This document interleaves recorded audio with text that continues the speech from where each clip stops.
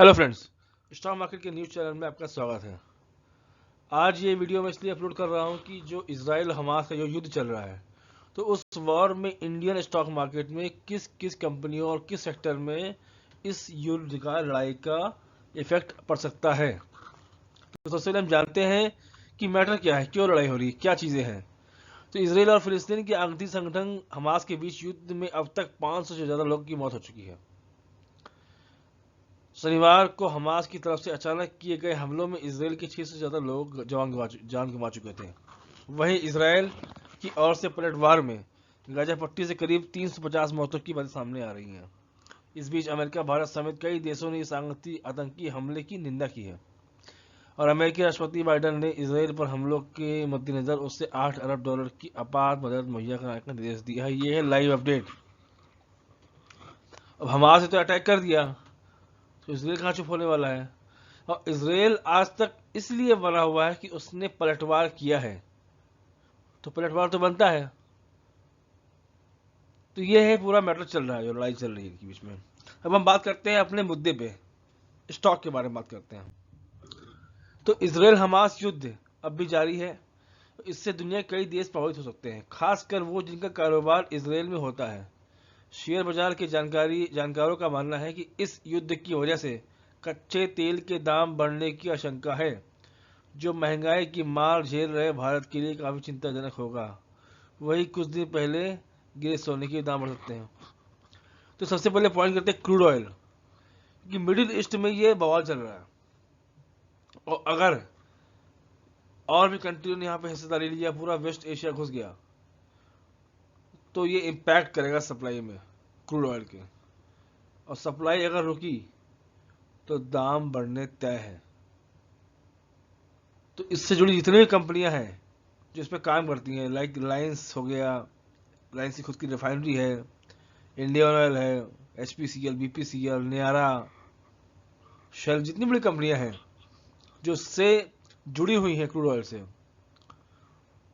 उनके लिए एक गिरावट आ सकती है, ऐसे उम्मीद बताई जा रही है इस युद्ध के लिए। आइए आगे देखते हैं। अब बात करते हैं IT सेक्टर में भी आ सकती है मुनाफा वसूली, कि IT कंपनियों का कारोबार दुनिया भर में जो होता है, इन्फोसिस, HCL टेक, TCS ने तो हाल ही में इसराइल की कई कंपनियों के साथ करार किया। तो इन्फोसिस ने तो इजरायली कंपनियां पराया $200 मिलियन में खरीदा था, इसलिए IT के शेयरों पर इस युद्ध का असर पड़ सकता है। हालांकि अगले हफ्ते IT कंपनियों के रिजल्ट की शुरुआत भी हो रही है। तो TCS से 11 अक्टूबर, HCL टेक के 12 अक्टूबर और इन्फोसिस से 12 अक्टूबर रिजल्ट आएंगे।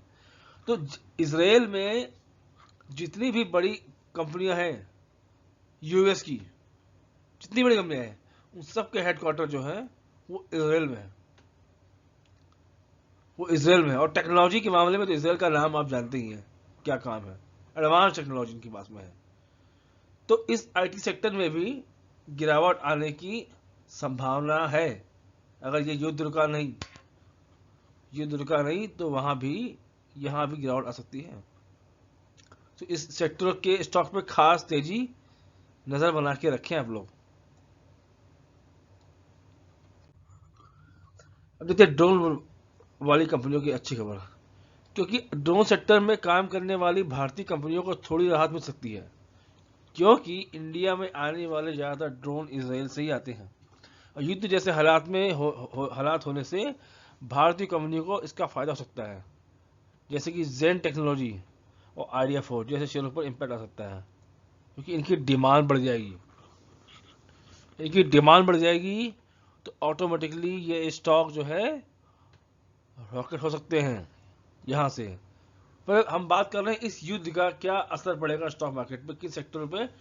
तो इस युद्ध का जो लड़ाई चल रही है, तो वो ड्रोन बनाने कंपनियां की डिमांड बढ़ सकती है, तो इसमें प्रॉफिट देखे जाता है, या इसमें स्टॉक में आपको तेजी दिख सकती है। अब बात करते हैं अदानी। सबसे ज्यादा असर अदानी ग्रुप के ऊपर पड़ सकता है, क्योंकि अदानी ने हाल ही में इसराइल में एक डील की थी। गौतम अदानी कंपनी अडानी पोर्ट्स ने पिछले साल एक टेंडर जीता था, हालांकि यह एक जॉइंट वेंचर था। अदानी पोर्ट्स और इसराइली कंपनी गेदोत ग्रुप ने हाइफा फोर्ट के प्राइवेटाइजेशन का टेंडर हासिल किया था। इस कॉन्ट्रैक्ट की वैल्यू 1.8 बिलियन डॉलर के आसपास थी और इसमें अडानी की हिस्सेदारी 70% के करीब बताई जाती है।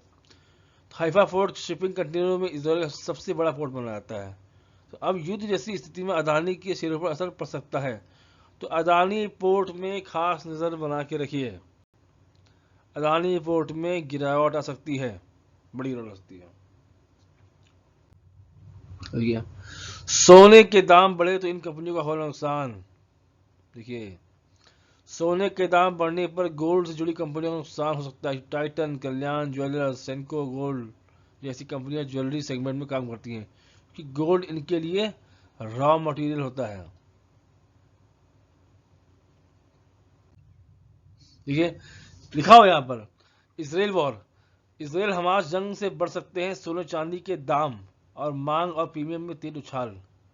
गोल्ड सिल्वर प्राइस हाइक, सोना और चांदी की कीमत में तेज बढ़ोतरी हो सकती है। इसराइल और हमास के बीच जंग से सोने चांदी की मांग और प्रीमियम दोनों बढ़ी है।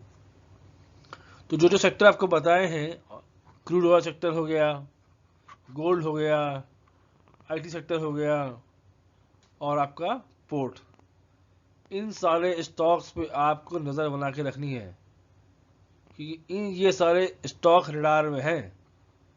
इन स्टॉक का कहीं ना कहीं कनेक्शन इसराइल से है और इसराइल में भी चल रहा है बवाल, एक युद्ध चल रहा है बहुत तगड़ा। तो ये वीडियो बनाने का मेरा मोटिव यही था, ताकि मैं आप लोगों को बता सकूं कि किन स्टॉक पे, किन शेयरों पे जो है इस युद्ध का असर पड़ सकता है। अगर आपको मेरा वीडियो पसंद आता है तो आप अपने चैनल को लाइक, सब्सक्राइब कीजिए और शेयर कीजिए और कमेंट में ज़रूर लिखिए किसी भी कंपनी के बारे में, आपको कोई भी स्टॉक के बारे में आपको डिटेल जाननी हो, या आप मेरे वीडियो से आपको क्या लगता है वो कमेंट बॉक्स में ज़रूर डालिए आप। तो इस वीडियो को मैं क्लोज कर रहा हूँ। जय हिंद।